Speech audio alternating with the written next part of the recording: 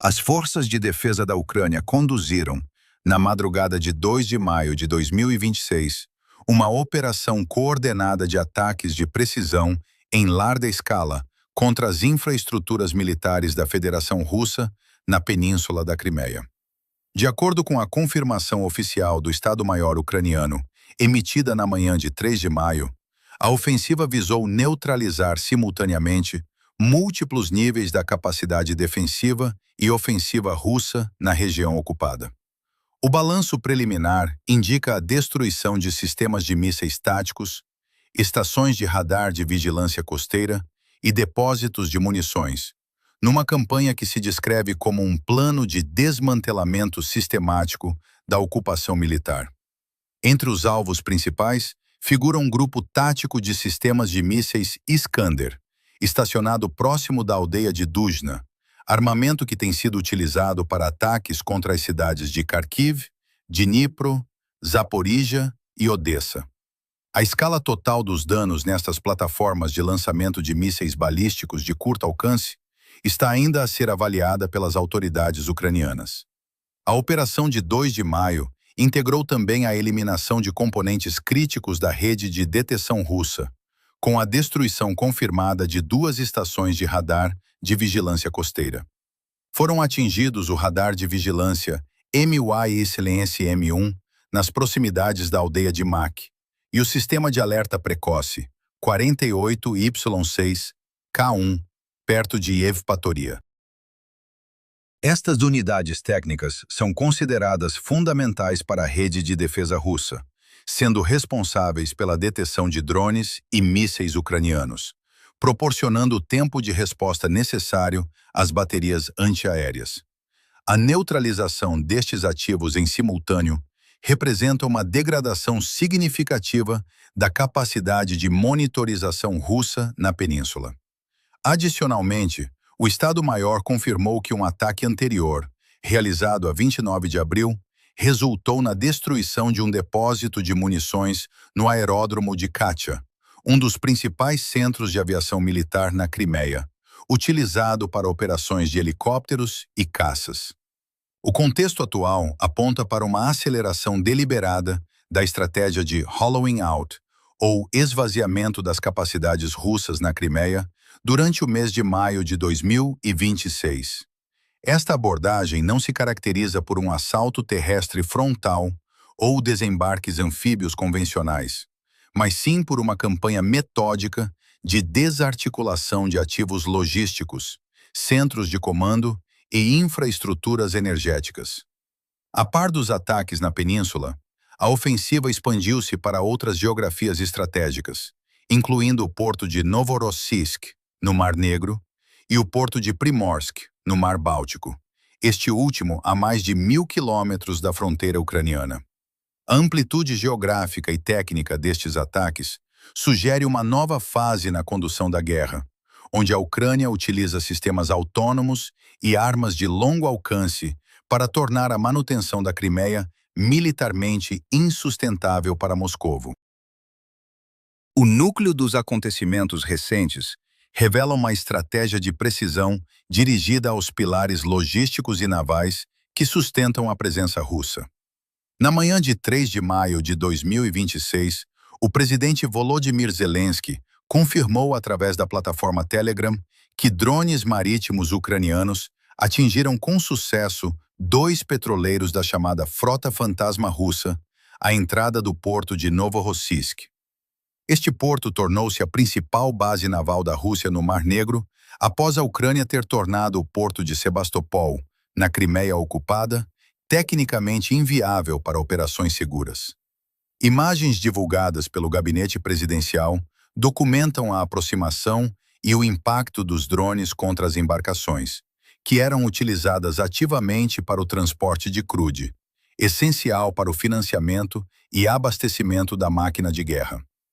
Paralelamente, um ataque noturno com drones provocou incêndios de grandes proporções no porto de Primorsk, no Mar Báltico, o maior terminal de exportação de petróleo da Rússia naquela região. O governador regional russo confirmou a ocorrência do incêndio, enquanto fontes militares ucranianas indicaram que um navio de mísseis da classe Karakurt e uma lancha de patrulha foram igualmente neutralizados. O Ministério da Defesa da Rússia reconheceu a magnitude da ofensiva ao declarar ter abatido 334 drones ucranianos numa única noite, um número que evidencia a escala sem precedentes do bombardeamento aéreo coordenado pela Ucrânia. No setor naval, os dados oficiais da Marinha Ucraniana, confirmados pelo comandante Oleksiy Neyspapa, indicam que cerca de 30% da frota do Mar Negro russa foi destruída ou seriamente danificada até o início de maio de 2026. Esta percentagem inclui perdas históricas e recentes, como o cruzador Moskva, o submarino Rostov-on-Don e os navios de desembarque Yamal e Nikolai Filchenkov, estes últimos desativados em Sebastopol na noite de 19 de abril por uma unidade especial de informações. Durante essa mesma operação, foi destruído um sistema de radar Podlet K1, avaliado em 5 milhões de dólares, reforçando a tendência de eliminação de hardware de alto custo. A desarticulação das vias de abastecimento ferroviário e marítimo constitui outro eixo fundamental dos acontecimentos. A 8 de abril de 2026, a inteligência militar ucraniana reportou a desativação da última balsa ferroviária russa que operava no Estreito de Kerch, cortando a via final de abastecimento pesado para a península por aquele meio. Pouco depois, a 21 de abril, o Centro de Comando Stritsky da Frota do Mar Negro, em Sebastopol, responsável pelo controlo do tráfego naval, foi atingido, deixando a frota russa sem o seu principal polo de coordenação. No interior da Crimeia, a resistência subterrânea, através dos movimentos Yellow Ribbon e da rede de mulheres Zla Mafka, tem desempenhado um papel operacional crítico. Estas organizações têm fornecido dados de geolocalização e inteligência em tempo real, permitindo ataques como o realizado em Ovashki, a 40 quilômetros de Simferópol, onde drones ucranianos penetraram em abrigos de betão reforçado para destruir sistemas de mísseis camuflados. O volume de operações é ilustrado pela média de 11 mil missões de drones por dia registradas em março, resultando em danos em 15.127 alvos distintos e consolidando uma superioridade técnica que impede a recomposição das defesas russas. As consequências estratégicas desta campanha apontam para um isolamento crescente da península da Crimeia, transformando o que era anteriormente uma fortaleza russa num passivo militar e logístico. De acordo com o relatório de avaliação do Instituto para o Estudo da Guerra, ISW, de 28 de abril, o mês de abril de 2026 marcou a primeira vez que a Rússia sofreu uma perda líquida de território ucraniano desde a incursão de Kursk em agosto de 2024, com uma redução de 26 milhas quadradas na sua área de controlo. Este recuo é indissociável da degradação das linhas de comunicação e abastecimento na Crimeia. O desmantelamento das infraestruturas navais em Sebastopol forçou a Marinha Russa a retirar a totalidade dos seus navios de guerra operacionais para Novorossiysk, abandonando o porto que historicamente servia como centro de projeção de poder no Mar Negro. A destruição sistemática de depósitos de munições, como o de Katia, e de centros de comando, como o de Stritsky, retira à ocupação a capacidade de sustentar operações defensivas de longo prazo. Os antecedentes desta ofensiva revelam uma evolução tecnológica e tática significativa por parte da Ucrânia, que conseguiu incapacitar 30% da frota do Mar Negro sem possuir uma marinha convencional com navios de superfície de grande porte. A utilização de drones domésticos com alcance superior a 2.000 quilômetros permitiu atingir alvos tão distantes como os Montes Urais e o terminal petrolífero de Primorsk, alterando o equilíbrio de segurança em teatros de operações anteriormente considerados seguros por Moscovo. A ponte de Kerch, alvo de 2 ataques bem-sucedidos no passado, permanece sob ameaça constante, estando a apenas 250 quilômetros das posições controladas pela Ucrânia.